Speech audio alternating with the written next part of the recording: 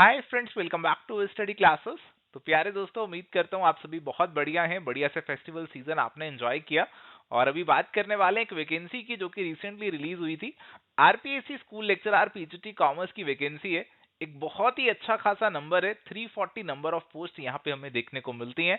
तो अगर आप राजस्थान से बिलोंग करते हैं, आसपास की स्टेट से बिलोंग करते हैं, तो आपके लिए एक बहुत ही अच्छा मौका है यहाँ पर। तो इससे जुड़ी हुई सारी डिटेल्स जो है आपको मैं आज इस छोटे से वीडियो में देने वाला हूं। तो आइए फटाफट से सेशन को स्टार्ट करते हैं। तो सबसे पहले कुछ इंपॉर्टेंट एलिजिबिलिटी से जुड़ी हुई बातें आपको बता देता हूं। हालांकि जो कंप्लीट नोटिफिकेशन एडवर्टीजमेंट है वो आपको आरपीएससी की वेबसाइट पर मिल जाएगा, जिसे आप जाके चेकआउट कर सकते हैं। सबसे पहले तो आपको ये बता दूं कि एप्लीकेशन प्रोसेस जो है आज से ऑलरेडी स्टार्ट हो चुका है, 5 नवंबर से ऑलरेडी स्टार्ट हो चुका है। 4 दिसंबर तक ये एप्लीकेशन प्रोसेस आपका चलने वाला है। तो अगर आप इस एग्जाम को लेकर सीरियस हैं, एलिजिबल हैं, तो आपको फटाफट से अप्लाई कर देना चाहिए। एज लिमिट की बात करें तो 21 से 40 इयर्स की एज लिमिट है, और कुछ रिलैक्सेशन भी मिल जाती है अगर आप किसी कैटेगरी को बिलोंग करते हैं। इसकी सारी डिटेल आपको डिटेल एडवर्टीजमेंट में मिल जाएगी।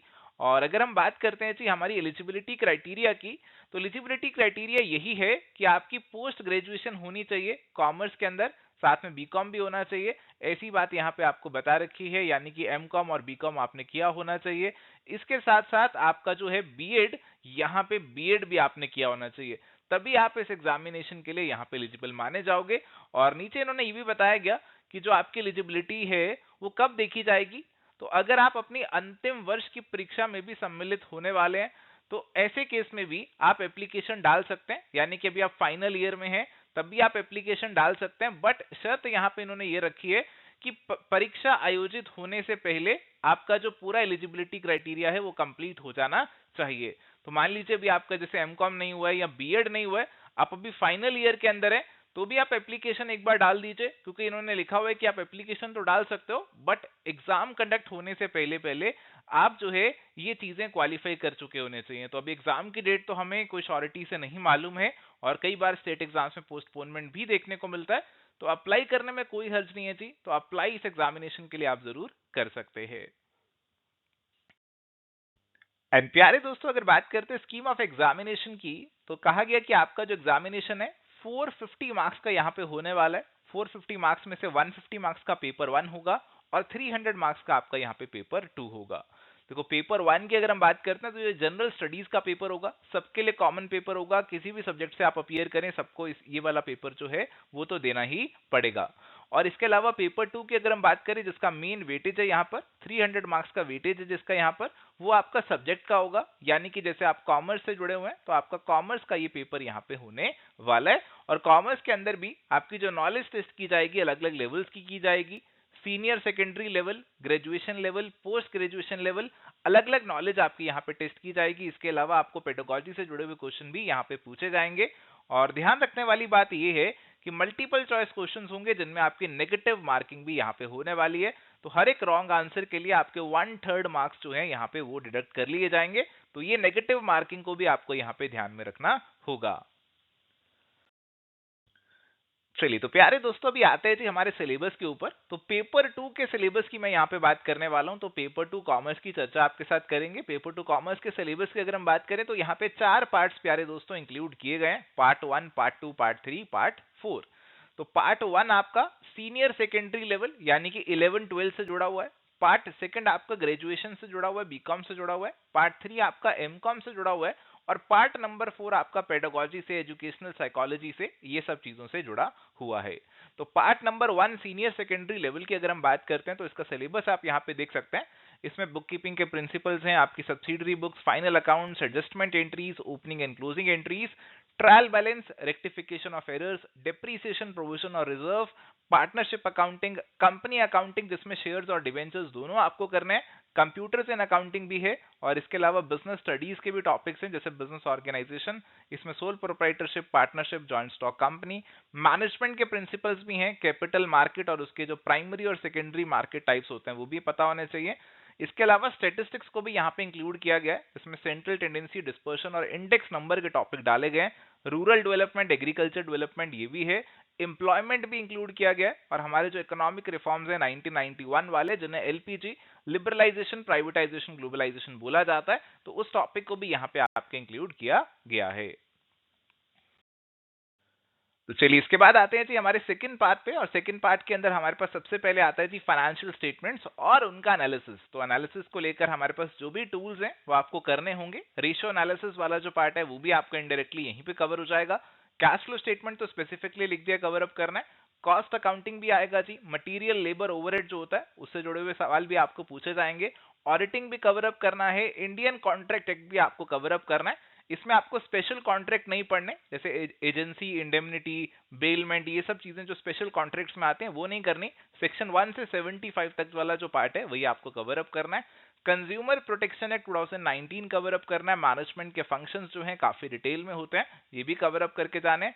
एचआरएम का बेसिक पार्ट कवर करना है, एंटरप्रेन्योरशिप का बेसिक पार्ट कवर करना है, इकोनॉमिक एनवायरनमेंट या बिजनेस एनवायरनमेंट से जुड़ी हुई बेसिक चीजें पढ़नी है। इंडियन इकोनॉमी के बारे में आपको समझ होनी चाहिए। न्यू इकोनॉमिक पॉलिसी, ये तो वही एलपीजी वाला पार्ट हो गया, यहाँ पे भी आ गया। इंडिया के फॉरेन ट्रेड के बारे में आपको पता होना चाहिए, और हमारा जो नेशनल इनकम रहता है, कंपटीशन वगैरह, वो सब चीजों के बारे में आपको जानकारी होनी चाहिए। अब है जी पार्ट नंबर 3 हमारे पास, which is post graduation level. इसके अंदर सबसे पहले मैनेजमेंट अकाउंटिंग के बारे में पता होना चाहिए। फिर वर्किंग कैपिटल मैनेजमेंट आ जाएगा। अब वर्किंग कैपिटल मैनेजमेंट के अंदर आपको फर्दर बहुत सारे टॉपिक्स रहते हैं, इन्वेंट्री मैनेजमेंट है, कैश मैनेजमेंट है, रिसीवेबल मैनेजमेंट है, वो सभी करके जाने होंगे। इसके बाद कैपिटल बस्टिंग है।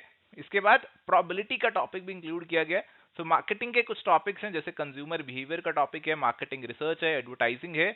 इसके बाद रीसेंट ट्रेंड्स इन मैनेजमेंट का टॉपिक एक इंक्लूड किया गया यहाँ पर। फिर कुछ इकोनॉमिक्स का टॉपिक भी है, डिमांड और डिमांड फोरकास्टिंग का टॉपिक है।